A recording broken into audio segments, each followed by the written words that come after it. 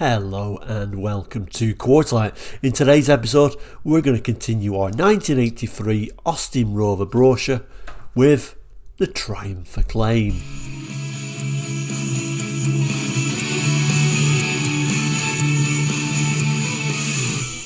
Hello and welcome back. Now, if you're new to Quarterlight, we're a car brochure channel here on YouTube, looking at car brochures from around the world for the 60s, 70s, 80s and 90s, and sometimes beyond that as well. So if you're interested in cars, car brochures, looking back on cars gone by, really the channel's all about bringing back those memories, please consider subscribing. Anyway, back to today's episode, and yes, we've been doing a series looking at this 1983 full range brochure for Austin Rover.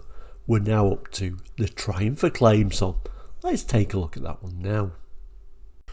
So here is today's brochure. Austin Morris MG Rover Triumph, January, February, March 1983, proudly showing an MG Turbo Metro on the front cover there. So one of the reasons I do actually like this particular year for Austin Rover is it had a wide range of cars, from the very ancient to the much newer.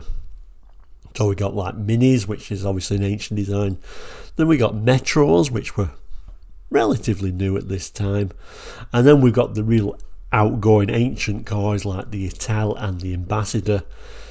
We're now up to the Triumph Acclaim, which was a little bit of an oddball in the range. Somehow it never really fitted in really with Austin Rover. But anyway, that's what we're going to look at today. So let's turn to that page. So here we go, the Triumph Acclaim, a car manufactured by British-Leyland from 81 to 84, basically a locally built version of the Honda Blade. And of course it was the final time that we used that Triumph name on a car. It was also the first sort of joint project or alliance between British-Leyland and Honda, which of course that relationship always seemed to work quite well. This particular car really didn't last that long, really, did it? 81 to 84. The Triumph name didn't last that long at this era because this segment, this class of vehicle was rebadged Rover, wasn't it, when this actually went? They preferred to go with the Rover name rather than the Triumph name and then simplify the brand as Austin Rover, and then eventually the Rover Group, of course. But here we have the Acclaim, always a car that I personally have a soft spot for, because my dad bought a brand new one of these actually, and he had it in the family. It must have been 10 years or so, and it was super reliable. Of course, that Honda influence made these super reliable cars, but like I say, the design really didn't fit in with anything else. And of course, the reason why it didn't fit in with anything else, of course, was, it was a Honda, wasn't it, in reality? But I think they got away with the fact that the looks-wise it didn't fit in with anything by putting the Triumph badge on there, and there was only this one Triumph at this time.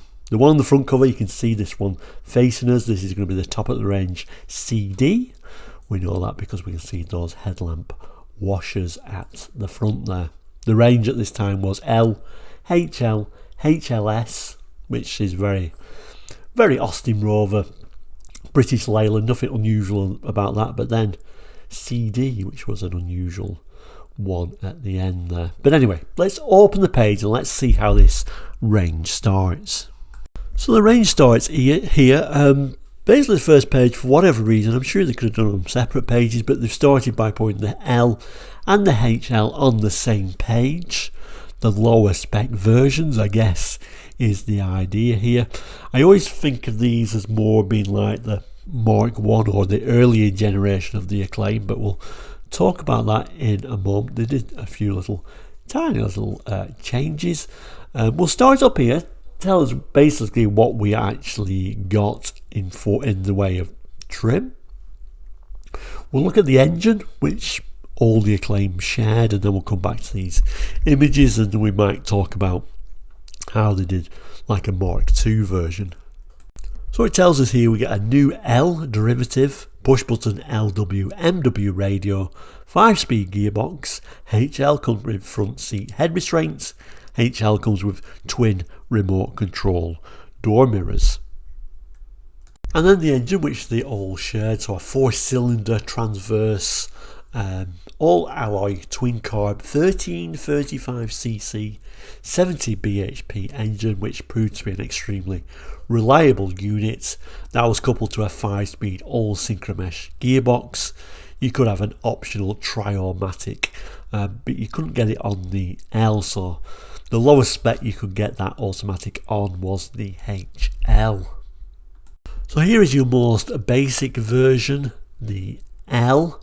I think the biggest omission on the basic version actually was the fact that it didn't come with head restraints, which was certainly a big omission in my opinion. And then lower down, the HL. The HL incidentally is the spec level that my dad had. Some of the problems or some of the things my dad always used to complain about was boot too small for size of car, which was fair enough. And even on the HL model we didn't get any sort of like rubbing strips, so always that fear in sort of supermarket car parks of getting bashed by the car next door. The other big problem I always found, and I guess this is a problem with a lot of older cars, is because instead of making a big rubber bumper that goes all the way to the bottom here, just a small bumper in this area is metal, and that area rusted like crazy. And I seem to remember it was even a recall, so they recalled and redid that area, but it soon rusted again. And throughout the life of the car, that was just a constant mess of rust under that bumper. It seemed to be a little bit of an issue with Triumph Acclaims. All the Triumph Acclaims I think had that sort of issue, and like I said, that started rusting. I think it was only like 1 or 2 year old before that started rusting, so certainly that was an issue on what was a brand new car. There is your L interior, note no headrests, and then the HL spec with the headrests. Quite a nice little feature that came on the HL or above was this sort of switch for levering the headlights in case more weight or less weight. This very old-fashioned digital clock shown on the HL model. In fact, that's one of the things they changed for the newer model, and I'll show you that in a moment.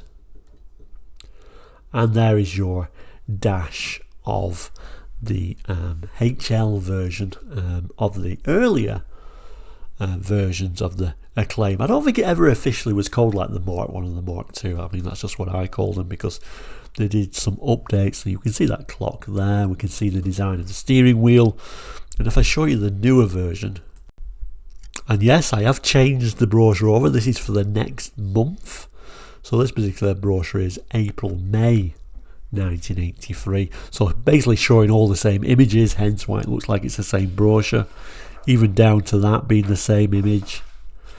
But we'll notice there are some changes here, which I'll just zoom in on.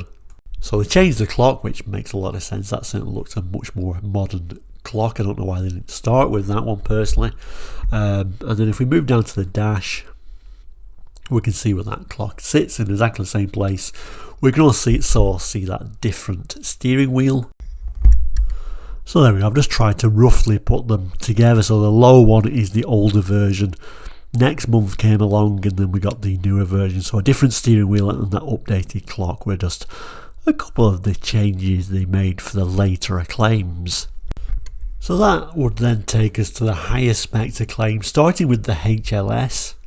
Noticeable from a distance with it having the car park avoidance system, these rubber strips going down the doors. Let's start up here and see what spec levels we get. There's no point going over here because same engine and transmission ideas for all the models. And once we've had a look up here, we'll come back to some of these images, see some of those higher spec little things. So we got such niceties now of a radio stereo cassette unit. We get halogen headlamps now. We get velour seat facings, how lovely. A rear seat hatch with a picnic tray and front heat seats, head restraints like we did with the HL.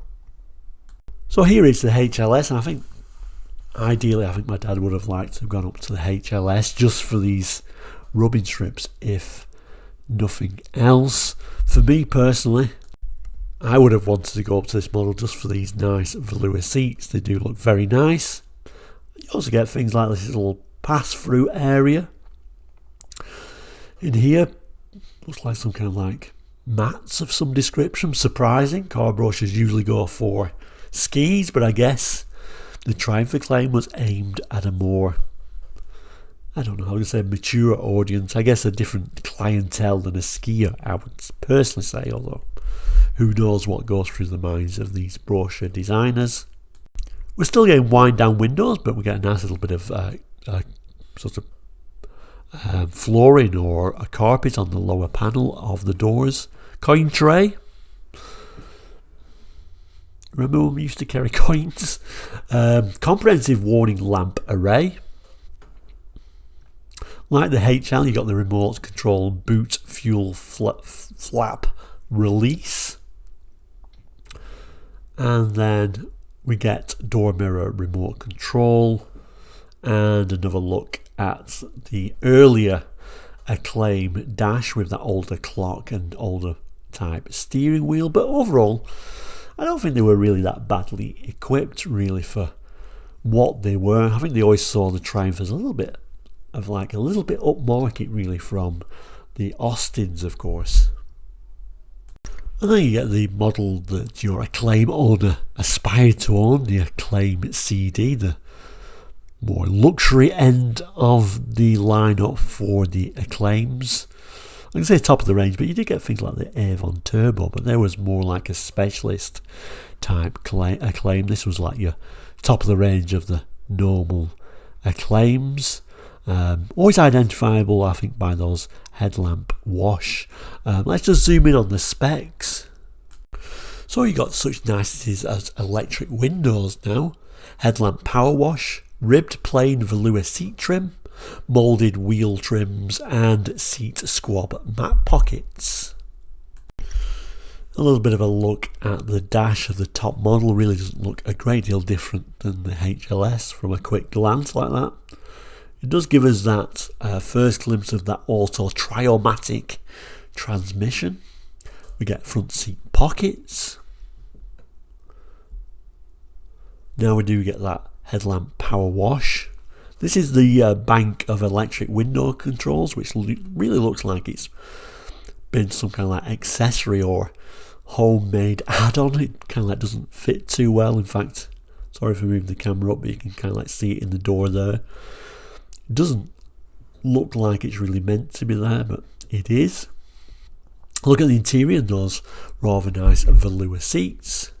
Here is your HLS. I'm not really sure what it means by moulded wheel trims because I never had that close a look at the CD, but if these are wheel trims, they're exactly the same as the steel wheel, which is a little bit odd, really, isn't it? Bit of a zoom in, we can just about see those headlamp wash in that particular image. So specifications wise, we can see there that they're all using that same engine. So looking at the options, air conditioning only an optional extra for the top two models. Push button radio upgrades variously. We can have optional black paint, we can have optional metallic paint, although the black and metallic paint was a no-cost option if you went for the top-of-the-range CD model. We could update the lower models to have a laminated windscreen. We could get tinted glass, which includes the laminated windscreen on the lower two models, standard on the higher models, and a Triomatic transmission, the auto transmission, available for the top three models. You couldn't have it for the base model. Talking of colours, large range of colours could be had for your Acclaim. Now, of course, these colours change all the time. We're only talking about January, February, March 1983. But for your Acclaim at this time, you can have on the colours shown there black or silver leaf metallic. And then moving down, we can have here a cashmere gold, Porto red metallic, Opaline Green Metallic, which I think was probably my favourite, and Ermine White. And then finishing it off, you could have the Champagne Ember Glow Red and Nautilus Blue, and I think my dad's was Nautilus Blue. So there we go, the Triumph Acclaim in early 83, but we've seen in 83 they did update some of those features as well. If you remember the Triumph Acclaim, please do jot it in the comments. Always interesting to read all your comments. Next week, the Big Rover, so that's always a nice one to look at. But thank you so much for watching today. We'll say as we always do, if you've not done already, please do consider subscribing. It is all completely free. We'll end with this nice little look at this Triumph Acclaim CD, the top spec model. I'll add a couple of boxes here at the side, one for this particular brochure series, so you can have a look at any episodes you may have missed, and also probably some random video I'll throw in there.